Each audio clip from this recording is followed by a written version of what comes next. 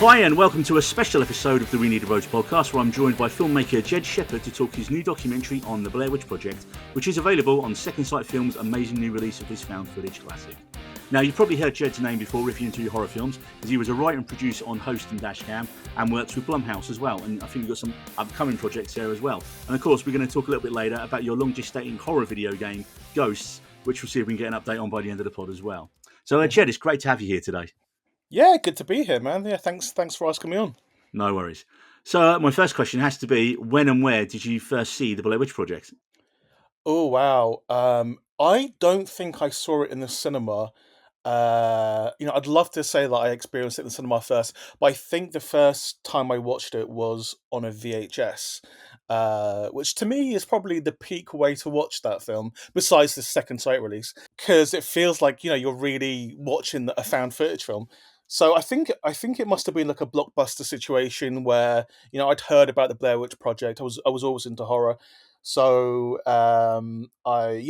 it's probably like on a Friday, one of three for like a tenner, and Blair Witch was the new release, and I watched it, and it just blew my mind straight away, and never looked back really. It kind of influenced me to no end.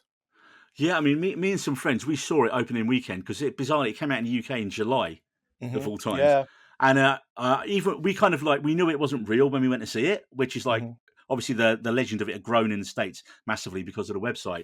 But obviously the internet, spoilers weren't as rife back in 1999. So we hmm went in largely unspoiled.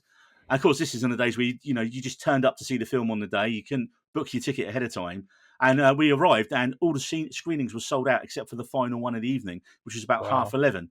hmm So I think we ended up going to Pizza Hut for about 4 hours, just sitting there and getting progressively drunker. And then we finally got to see it right before midnight.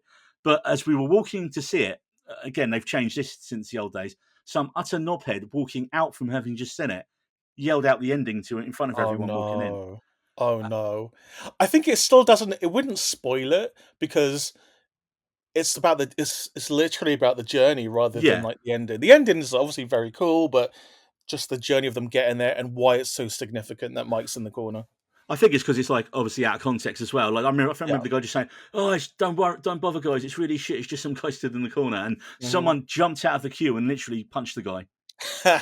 Good, That's the good. only time I've ever seen a fight in a cinema. And it was Blair Witch Project. hmm How much do you think Blair Witch has influenced the last few decades of horror? I mean, in terms of the found footage genre, but also in terms of how it's probably the first viral film that used the internet as a way of promotion. Yeah, I think it's influenced it more than even the people behind it realize. I think there's the obvious ones, all the found footage films that came out subsequent to the Blair Witch, because people were just trying to make a fast buck. They were like, okay, we'll make a shitty found footage movie. We won't care about story. We'll just send some teenagers into the woods, and they just expected to have the success of Blair Witch. So we had many years of terrible found footage films. We also had a lot of studios maybe taking some chances on first time filmmakers because of the Blair Witch Project as well. So there's a positive influence for sure as well. And I think without the Blair Witch Project, 95% of the found footage films that we've had since wouldn't have happened, including Host. Yeah, I mean, I saw an article. I think it was on IndieWire earlier this year, and they were saying about celebrating the anniversary of Blair Witch Project, and they got directors like Robert Eggers and Oren Peli who did Paranormal Activity, and he literally said, without Blair Witch, there would be no Paranormal Activity. Yeah, So Oren Peli, I believe he had the idea for Paranormal Activity, and then he begged Eduardo Sanchez to take him to lunch, and then they met, and then I guess they discussed found footage films, and and then he made Paranormal Activity, and that's the beauty of Eduardo Sanchez. He's all about up and coming filmmakers, and he's extremely humble when it comes to the legacy of the Blair Witch Project. So like, he's. But I think that yeah, Paranormal Activity is one of the few good ones post Blair Witch Project, because there haven't been that many like stellar found footage films after Blair Witch Project. To be honest, there's like a handful. Yeah, because I think a lot of films they might use a bit of the conceit of it, but they don't stick to it wholly, do they? They might, Yeah. you got the shaky cam. It looks like it's, and of course, I remember watching some of these. I can't even remember some of the terrible ones. You're just like, but why is the camera there? Like, and Mm, they break the rules all the time in it. Whereas Blair Witch was just absolutely the whole thing. You had your 16 mil cam, which was Heather's documentary, and then you had, the behind the scenes footage, which they were shooting and trading the camera back between themselves as well. yeah, I get contacted almost every day by filmmakers who want to make a found footage film, and so they send me the script or the idea, and then my first question is why do they have a camera? Like, why are they still filming when this thing's chasing them? I think it's something that people don't realize is incredibly important. But if you really want to keep that authenticity, that this thing could be real, that this is really found footage, you need to think of this at all times. Mm. If you're reading a scene that you've written and you question for a moment, why are they holding the camera? Delete the scene. There's no point. It's just going to ruin your entire movie. So I was going to say, so how did you become first involved with Second Sight then, and where did the idea for your Blair Witch documentary come from? They asked me. I think because I'm a pretty well-known Blair Witch fan, and I've over the years I've been out to Burkittsville a bunch of times, and hung out with the mayor of Burkittsville, who's a friend of mine, Michael, and just being there, met the cast, the crew, the producers, and like Ed's a friend now, and just I'm obsessed with the Blair Witch Project, and I always have been. So I think going out there and just experiencing it, and you know, like I'm the found footage guy, I guess, knowing that there's very few people, and don't know if you've seen it, I carry around a piece of Rustin Parr's the Blair Witch House with me at all times. So I am truly obsessed with the Blair Witch Project. To me, it would be if they were looking for a filmmaker that could make a Blair Witch doc, and would have access to the filmmakers, and and they would be happy to talk to me about it and just know the story of the Blair Witch Project inside out, then there's very few people you could go to really, and yeah, I guess my knowledge of the Blair Witch Project and physically being in all those locations myself multiple times, and knowing the filmmakers, it just made it an easy choice. And Second Sight, they're one of the best, if not the best, boutique Blu-ray company out there. I've been on a bunch of their releases, either as in the documentaries or they released Host. So have a good relationship with those guys. Yeah, I'm looking at my Second Sight collection on the shelf now. I've got Green Room. I've got their Texas Chainsaw Massacre set was amazing. Yeah, I've got it right here. I'm in the documentary, the Texas Chainsaw Massacre documentary as well. I mean, that's the thing. They're so loaded, all the extras on it, that you literally need to like put a weekend away just to like get through everything on there. Yeah, I exactly. actually kind of posted this on my thing. I think what the work like them and studios like Arrow as well are doing on their releases, and I'm kind of getting a bit annoyed now because you're kind of seeing a lot of the bigger studios. They're going, oh, we can re-release a classic film that's 20, 30 years old Mhm. on 4K, put it in a Yeah. steelbook, charge 30 to 40 quid for it, and there's nothing new on it. They're putting some art cards out and things like that now. Yeah, like if it's from Arrow um or Second Sight, then you're in good hands. If Yeah. it's coming straight from a studio, then I always have my doubts because it's like they don't care. But Arrow really care about their releases. They really, really do. And Second Sight, now I've seen the other side of the coin. I've seen behind the scenes just how detailed and how in depth and how much work goes into these releases. It's beyond what people think it is. They do so much work. Yeah, I think, like I say, I think I'm a target audience for that now. I'm a guy in my mid 40s who loves, and like you get into the stage now where films you saw in the cinema, like Blair Witch, are getting their Hmm. like anniversary releases, and you're like, okay, Yeah, yeah, better buy it again then. yeah, Moving on to your film then. yeah, I love the opening shot, man. I love that it yeah. literally took over straight from the end of the film. I'm so glad you like, because that even before, like, I was doing this documentary, like, I've always thought, okay, what happens next? What happens next? What happens next? And then me and Eduardo Sanchez have been having conversations for the last few years about a Blair Witch TV show, and how we want to start that is it literally starts from the moment the cameras found. So I had that in my mind, and I was just like, okay, wouldn't it be cool if we're telling the story of the Blair Witch Project and everything that happened, you know, before, during, and after, if we started from that climactic moment, and yeah, I thought it would be a real nice touch, and yeah, and everyone seems to be digging it. So Yeah, I mean, because not many horror films do that. I mean, I think Halloween 2 is a great example where it literally follows straight on after the end of yeah, Halloween 1, but not many of them do it. It's 6 months later or so many years later, and they just recycle yeah. the same story points. I mean, I literally just saw Gladiator 2 yesterday. That's the I definition mean, of recycling the same story points. So, oh really? yeah. I mean, I enjoyed it. It's my dad's, the original was my dad's favourite film, so hmm took him to his Yeah. first IMAX film, and he was just, Oh, I nice. I think the fact his chair was shaking from the sound in it. Yeah. Did enjoy that. But so in your film, you mentioned that they had around 22 hours of video to make the Blair Witch Project. So my question is, how many hours of footage did you have to make your documentary? More than that. So I had all the original high 8 tapes and the 16 mil, and countless hours of behind the scenes as well.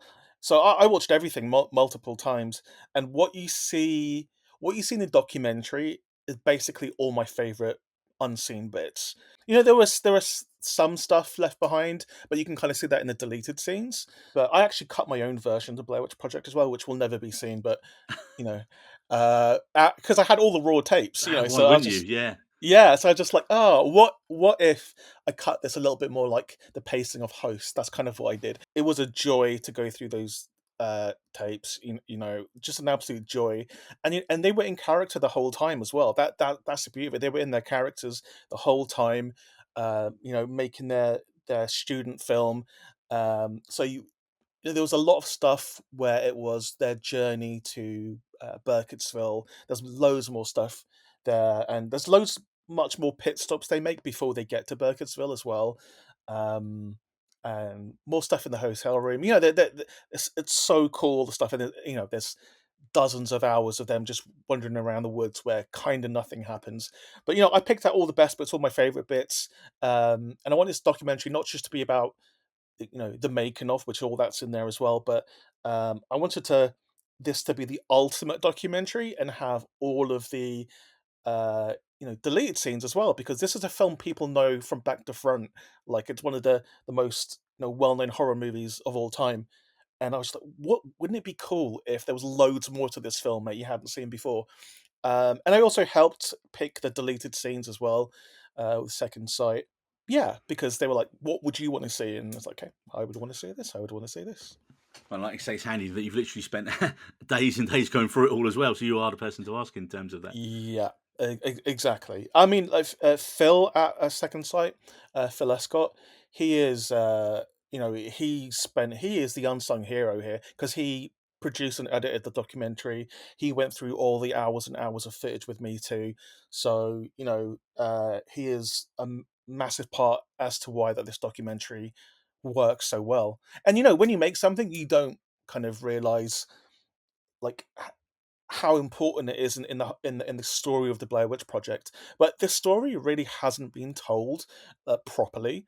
So, you know, it's great for people to see all the behind the scenes as well. And yeah, I'm just glad we got to make it, and people are digging it. Yeah, I mean, so where did you even start in terms of sort of telling the story of the documentary? 'Cause, I mean, obviously, did you have your sections mapped out once you had your five key contributors, and it was kind of like, right, these are the guys, and we're going, and then it's handy because you do have a kind of linear progression from initial ideas to casting to shoot to post to selling the film, and then obviously the legacy of the film. That kind of, as I was watching, I was kind of like, right, that's the section. That's kind of how we're getting each kind of section laid out in there. Yeah, I wanted it to be chronological because I wanted to take people through the experience of making the Blair Witch Project as if they were a member of the team, kind of like a found footage film. So I kind of had the idea that the documentary was a found footage film, and you were there spying on them while they were having the meetings, and because after we see the very start, then it goes into them discussing, okay, what is this film? Yeah, maybe they find the footage. And before the Blair Witch Project, there was no such thing as found footage. It was the Blair Witch Project that coined that term. Just seeing the genesis of not just a film but of a genre as well is insane that was filmed. Insane. Doing it chronologically was just the best way to do it, just so people could understand the gravity of the making of this film and how, it was just a bunch of friends just having fun and making something, not knowing what it would turn into, this behemoth. I mean, like you say, it's amazing that they were filming all these initial conversations and capturing, like, I bet when you was watching through that the first time, you go, my God, have we literally got the bit where they're debating, like, what the end's going to be, or do we show this or don't we show that? All these kind of questions that you never really hear the filmmakers Yeah, talk about ever, and because it's never, that footage is never I one. couldn't They believe never it. mentioned. Yeah, and I was watching it going, they haven't decided what the ending's going to be yet. Do they Yeah, show something or do they not show something? Do they show which? Do they not show which? And I thought it was really telling that ultimately they decided not to. But yeah. then they mentioned, well, if we had the money, we might have done something more. So I mean, yeah, when I was watching, I was just like, wow, it's such a snapshot of where they were at that point in their careers as well. Oh yeah, I mean they were just broke filmmakers, and not really understanding like the thing that they were making would spawn, a genre. But yeah, like you said, when I was watching these tapes, the raw tapes and also the behind the scenes stuff, I was blown away that all of this was filmed, and I was also like, why hasn't a documentary like this happened before? Because it's 25 years, and this film is on record the most successful film based on return on investment of all time. You'd think someone would have done a documentary, but no, that no one had got this all the raw tapes and transferred it, which Second Sight did amazingly. They transferred all the high 8 tapes again and all the 16 mil, at their cost. Not Lionsgate, by the way, at their cost, Wow. and made and made like a film and a Blu-ray package for the ages. Mm. And I personally think that this is gonna be the Blu-ray of the year, if not like of the genre, because like no one's done anything like this before, like the work that Second Sight's done on this.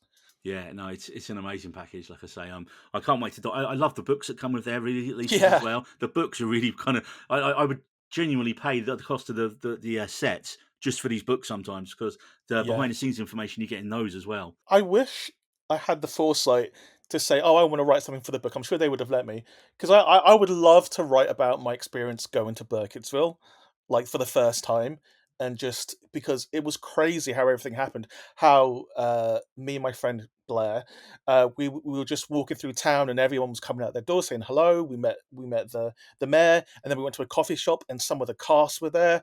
It was nuts, and then we just went to all the locations, and it was absolutely insane. So, um, yeah, it's a special film to me and Mm. to a lot of people, I guess.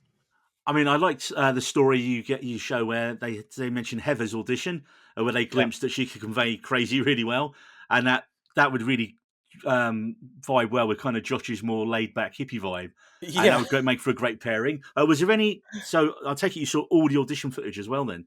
Yeah, we had lots of audition stuff, because they auditioned people for an entire year. It was a whole year of auditions, by the way.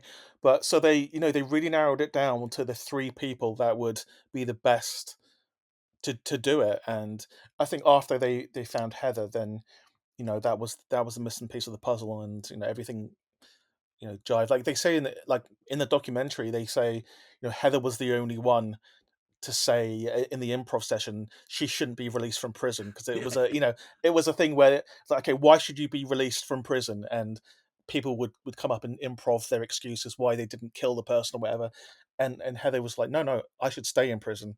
And it's that kind of thinking, that fast thinking, that sets her apart from everyone else, and why she works so well in the Blair Witch Project.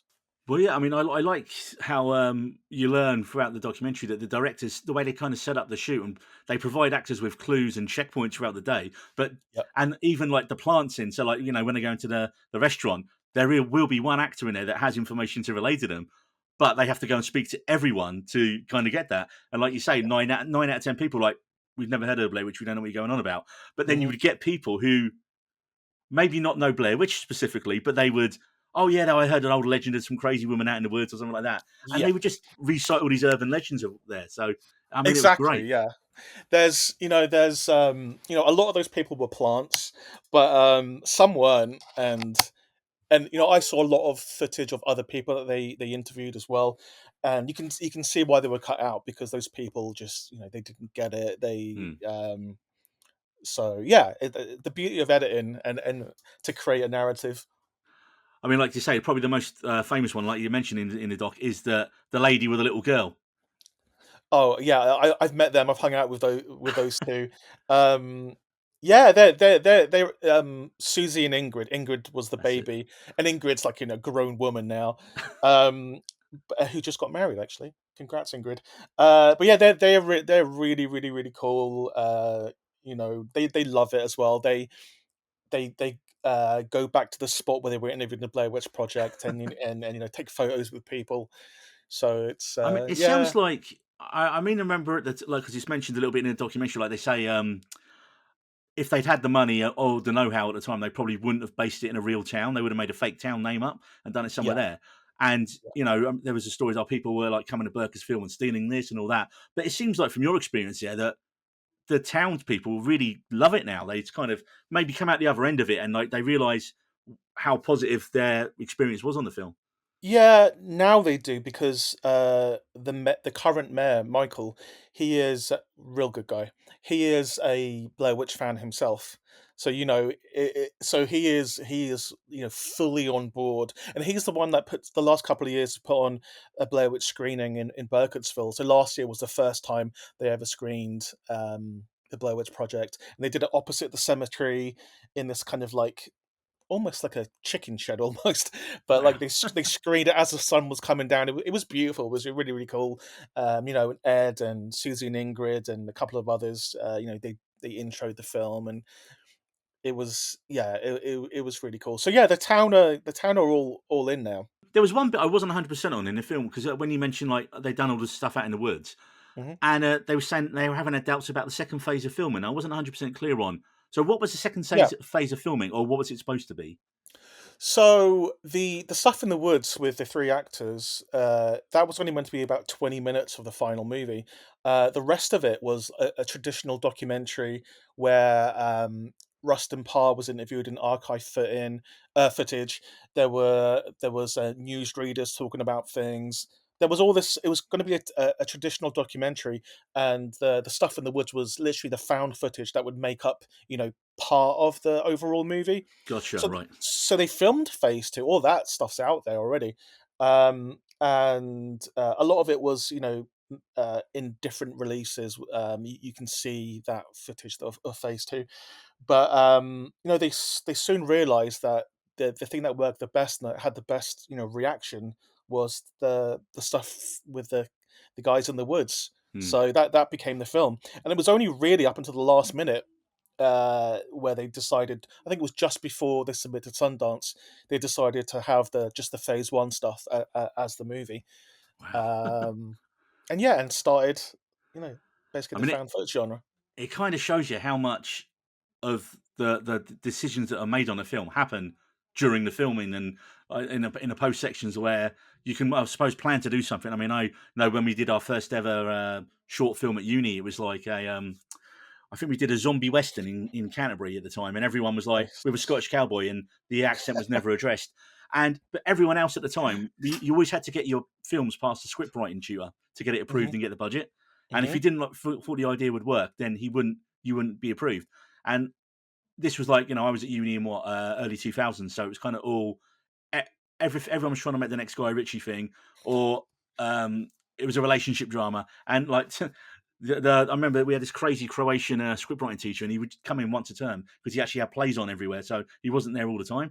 And so Hmm. his lectures, he would just absolutely take you apart on the story mechanics of did it work or not. And everyone was scared to pitch their ideas. And we go, yeah, go around. We got an idea. It's a zombie western set in Canterbury, and there's going to be a Scottish cowboy, and we're never going to address the accent. He's just going to be Scottish, and everyone else will be American. He's like, I love it. And then he recommended a short quarry where we could go and film it, and it was shot on Nice. a 16 mil on a hand crank Bolex as Oh, well. cool. So Very we actually got cool. to. Well, I think we were the last year at my uni to edit on Steambeck still.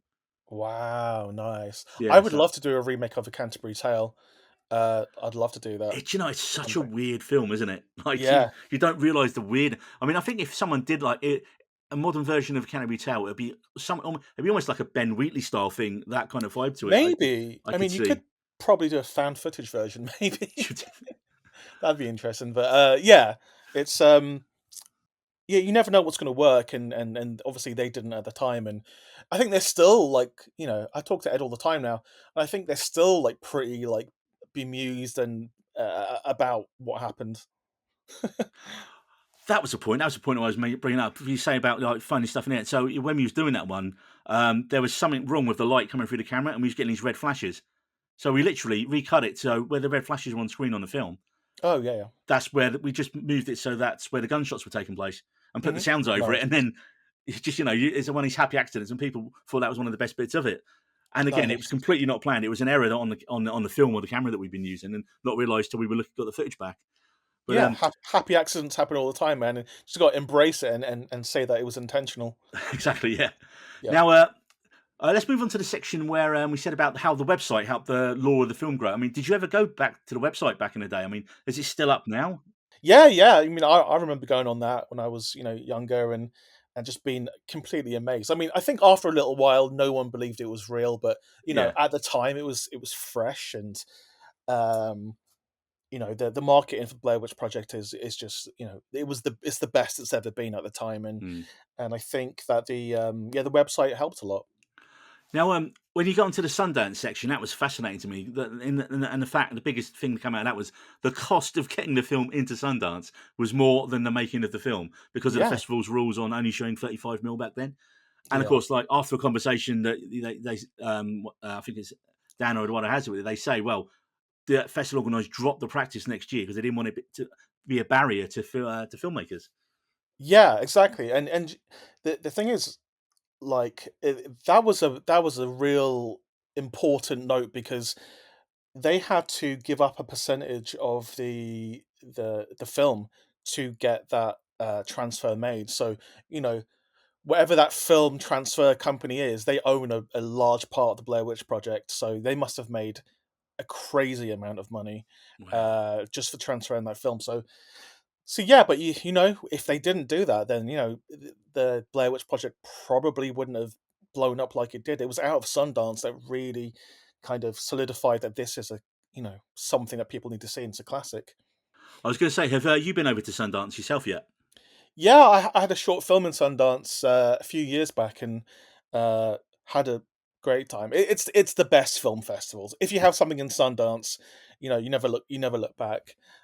So yeah, had a real good time there. It's crazy. Like, it's the only place where you'll just wake up in the morning, go to the coffee shop, and Jay-Z will just be there by himself, waiting for his latte. Um, yeah, and like, hung out with the Saturday Night Live people. Uh, it was really cool, and everyone's equal. It's not like there's no like prima donnas that I saw anyway. Everyone's just hanging out with everyone, and yeah, it's fun as hell. Oh man. Sundance. Um, would you agree with the filmmakers when they said that and I think you do because I think you kind of answered this earlier, that they created the film to be kind of seen on like a VHS on a tiny TV late at night, so you're not sure whether it's real or not? Yeah, I mean, that's one of the folklore of the Blair Witch Project. Mm. Is one of the reasons why it did so well was out of Sundance, somebody pirated the movie and copied it onto VHS, and that spread around Hollywood and everywhere just immediately, like, within a week of Sundance. So everyone's like, you need to watch this tape. These three kids die in it. So everyone thought it was, that perpetuated the myth that something, special was happening, and or it was a snuff movie. Everyone wanted to see this movie, and it was an accidental marketing trick, but it worked. And I think in the documentary, it said that without piracy, the Blair Witch Project wouldn't have been as successful. In this particular case, specifically, piracy really helped the film grow. I suppose because it got it in front of the right people's eyes, didn't it? Yeah, So. exactly. I mean, I get the whole, what they say in the documentary, but I kind of think seeing it in a cinema with a packed audience who didn't know what was coming as well. That I mean, I had a really memorable experience of seeing it in a Yeah, cinema because, again, we kind of knew it was a film. We know that at that point, but seeing it after about waiting for 3 or 4 hours, you're so G'd up to see it, and what really made an impression on me on that first viewing was okay, everything's okay in a day, nothing's gonna bad gonna happen today, and then as things got progressively weirder and darker every night, Hmm. you just kind of started bracing yourself, sitting there in your seat because you're waiting for, oh shit, what's going to happen tonight? Every time some it's getting progressively worse, and just seeing. And I always like to sit to the far right so I can look at people's reactions as well. And you just saw people like kind of sitting back in their seats, or like every time we got to an evening sequence in that film, as it went on, people were getting tenser and tenser and tenser, and you Hmm. could just feel the audience like really kind of ratcheting up till the end. I do think it's a different experience in the cinema, and the group viewing of anything is always like fun. But like I really do think watching it on a VHS is like kind of what it was intended to be. It was Mm, because it's found footage, but you can combine the two because I used to run a VHS night at Genesis Cinema in London, and we used to show horror films on VHS. So we'd have the VCR in front of the screen, linked up to the big screen, and we'd get a member of the audience to come and put the tape in and press play. So we showed Blair Witch Project on VHS on the big screen. So it was like a combination of the two, and it worked so well. Oh, It worked. amazing! Yeah, I mean, we used to kind of do that at college when I was at like local college and doing my like BTEC in media studies. There used to Hmm. be an ex rental DVD video and VHS shop, and you could Hmm. walk in on lunch break and buy a film for £1.50, and we just Nice. buy the worst, never heard of like bad horror films. But occasionally there'd be some amazing things there you pick up for like Hmm. a couple of quid. I mean, we got some Dario Argento stuff there, and but the one Nice. I always remember was the Unnameable Returns. Yeah. We got that for like £1.50. Great cover. Great cover of Oh, of the Unnameable and Nameable of course, Movies. children shouldn't play with dead things, which had an amazing Uh-huh. cover as well. So, getting back to the promotion of the film, I can kind of see it from both sides with the actors and artists and production company at the time who acquired its point of view in terms of promoting the film and deciding to keep the actors out of the promotional tour for it, because it did Mm, help build the mystique of the film, and it's a great bit of marketing. Changing the IMDb to say missing or dead. You'd never be allowed to get away with that in these days. So, no. I think it was great, but also I can kind of see their point where, well, actually, this is supposed to be their big break, and they couldn't take it. They couldn't take part in it as much. So, what's your opinion on that? Well, I think you've got to put it into context that this was a tiny little ultra low budget movie, so people didn't know what it was gonna be. So, all the plans they had, Mm, went out the window. So it wasn't like they all knew that this was gonna be a massive, massive juggernaut from the start. So, people had to adapt, and, when the film blew up, then obviously everyone did press, as you do. Went on, talk shows, was on the cover of magazines. So yeah, you adapt, but at the start they never knew this was going to be so big. So I can understand why those were the rules imposed right at the start, but mm. soon changed when the film blew up. I mean, I suppose that's the other question I had was, why were none of the original three actors involved in the documentary? They were asked, and I'm friends with Mike, but it's all the Lionsgate stuff. While they have discuss ongoing discussions with Lionsgate, it wasn't appropriate to have them in the movie because it's a Lions. This documentary is a Lionsgate, film. They own the film, so why do something with Lionsgate when they're in negotiations? But it's like a lot of making of documentaries. The people that made the film are the ones usually in the documentary. I would have loved to have had them in, and we had Mike up until, like, we were 24 hours away from having Mike in it. Um, but in my mind, whenever, and again, I haven't asked anyone about this, but whenever they sort it out with Lionsgate, I would love to do another cut of the documentary and put them in. But And put their stuff in, yeah, yeah. yeah, they would have to do a deal with Lionsgate for that to happen. And obviously, we've got a lot of archival stuff from them, which we could have used. I had a million interviews with them that done over the years, but I didn't want to, use that in it would have been Yeah, inappropriate. like you say, well, there's stuff ongoing between them and the company. Then, yeah, Yeah. and hopefully once it's sorted out, I mean, it's like Kevin Smith trying to get Dogma released. Everyone keeps waiting for the the re-release of Special Edition of Dogma and Exactly, exactly. But like, I am on the actor's side on this. I am 100% on the actor's side. They need to get paid. mm, So yeah, I support them all the way, and I can completely understand why they are so pissed off with Lionsgate. I would be too. And so, if there's anything I can do to help them get paid and get the credit they deserve, then I will do that. And yeah, and I've been quite vocal about it online. I was repost the posts about it. They're a big part of why this movie. They're a massive part of why this movie is so good. Um, yeah, so they definitely need to be compensated. definitely, definitely. I mean, what's your opinion on the sequel, Book of Shadows? I mean, it was like you say at the time, it was artisan, and they need to strike. I can kind of get again from the business point of view, right? You need to strike while the iron's hot. But that line you have in it, they say to him, "Yeah, we figured out it's going to make like 75% of what the original made," and you're like, "That's not a reason to make a film." Yeah, it's you know they like money, so they were obviously going to rush out a sequel. I do not like that sequel. I think it not only pisses all over the mythology of the Blair Witch Project, that the film doesn't make any sense. It Mm, just doesn't make any sense. It's really, really dated. Everyone in it is not great. It's a real mess. But the 2016 Blair Witch, I actually really like. that was Adam I Wingard's one, wasn't it? Yeah, Yeah, yeah, there's a lot about that I like, and I like the ending of it. I just wish they involved the main cast. Like, for instance, if I was making a Blair Witch Project, the main cast would be in it. yeah. Just to me, that's how it should be. But I've pitched on the Blair Witch Project on the upcoming movie a bunch of times. Um, but yeah, we'll see. That recently, me and Ed have been testing the waters with a Blair Witch TV show. We've got there's some real famous and cool people who are involved as well. But I don't know if it's going to happen. I think this next film has to show that people are still interested in the Blair Witch Project in order for a TV show to happen. Mm.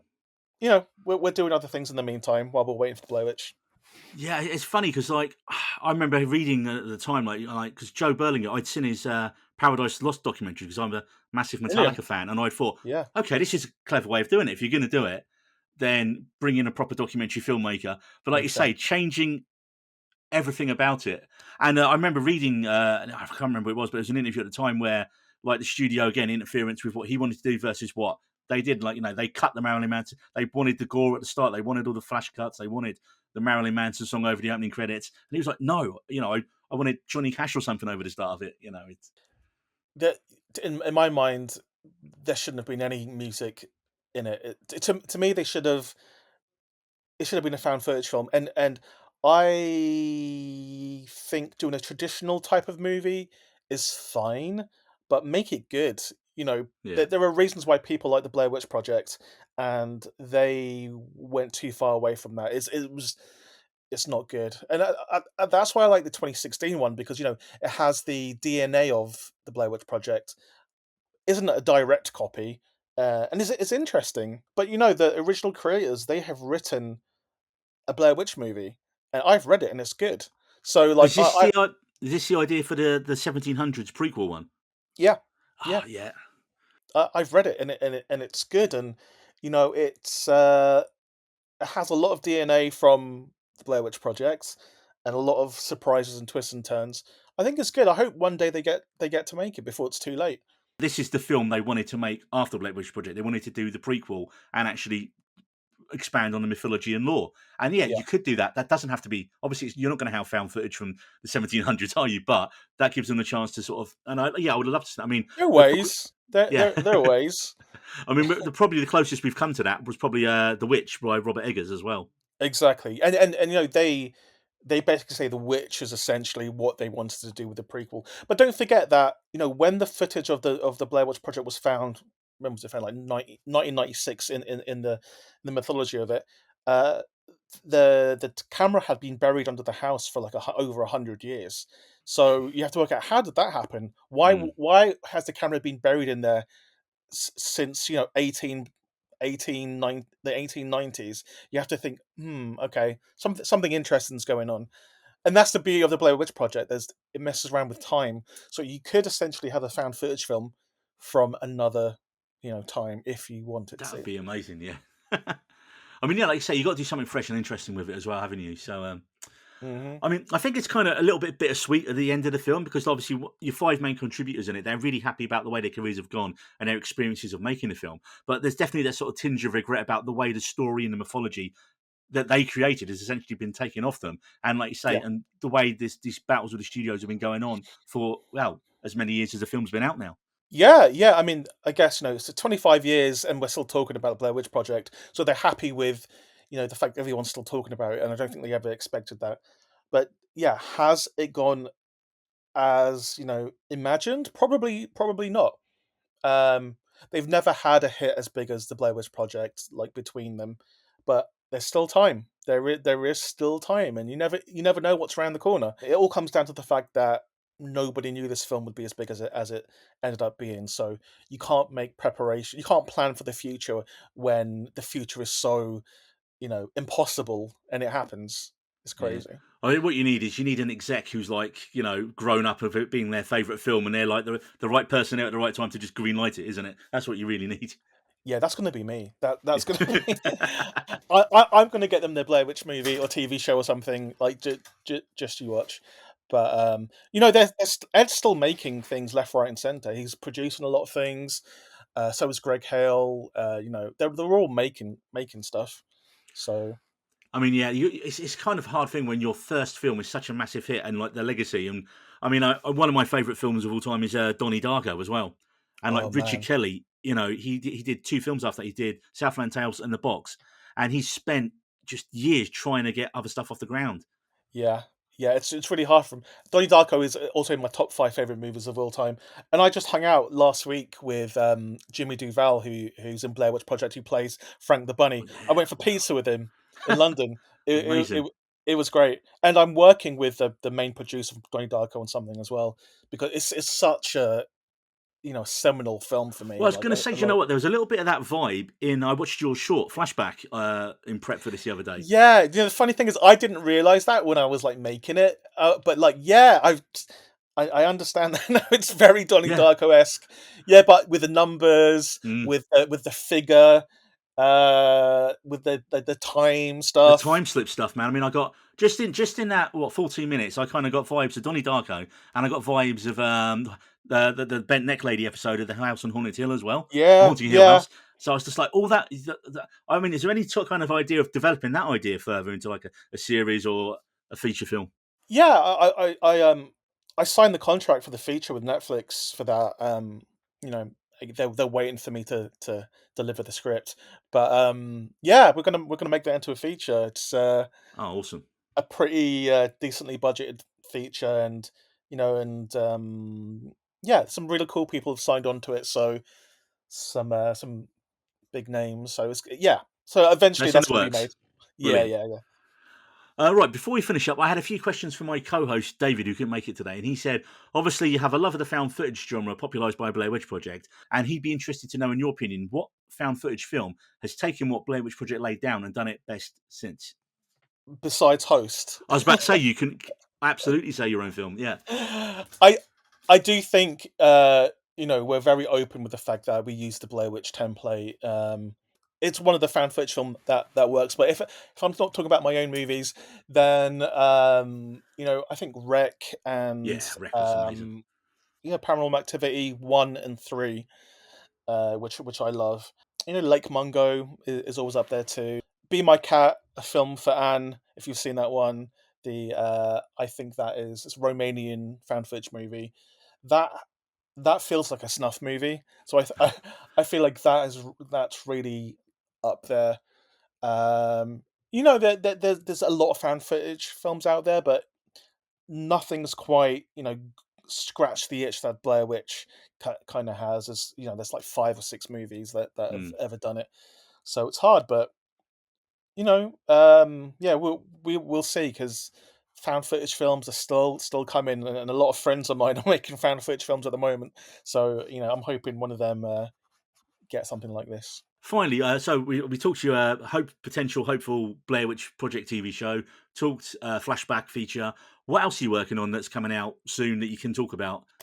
Yeah, so number of things. My game comes out next year called Ghosts, featuring the cast of Host. We just the last couple of months we've just been to Japan with it, to a convention, and it went really well. We went to PAX West, and it came out of that as one of the most talked about and best games out of PAX West. So I'm very excited. So we've got a little bit more work to do in it, but it'll be out 2025. There's a few things to do in it, but it keeps getting bigger and bigger and bigger. And we've got a whole bunch of new developers on board who have just done wonders. The game is like 3 times bigger than we initially planned, which people are getting their money's worth. So there's Ghosts. I'm doing a very cool horror movie in spring, set in the UK, and then I am doing a movie probably in the summer, a feature film over in America. And in between that, I'm a producer on a dozen different horror movies, and that's kind of my thing now, like helping other people get their films made. Just writing. I've written a bunch of things for other directors as well that hopefully get made in the next year. But yeah, Nice and busy. That's the way you want to be, isn't it? I try, yeah. I'm doing me and Eduardo Sanchez and Greg Hale. We're working on some things now which will, I think, break the internet. Personally, I don't want to big it up too much, but the team we've got together for this one thing will break the internet. That's the pull quote for the episode right there. Yeah, honestly, yeah, it's insane. It's going to be insane. Brilliant. Well, that's all the time we have today on the Wheelie Roads podcast. I'd like to thank my guest Jed Shepherd today, and if you haven't already ordered it, go and get yourself a copy of Second Sight's new release of the Blair Witch Project, which also, of course, includes Jed's feature-length documentary that we've been discussing here today. We'll see you next time, folks. We Needed Roads.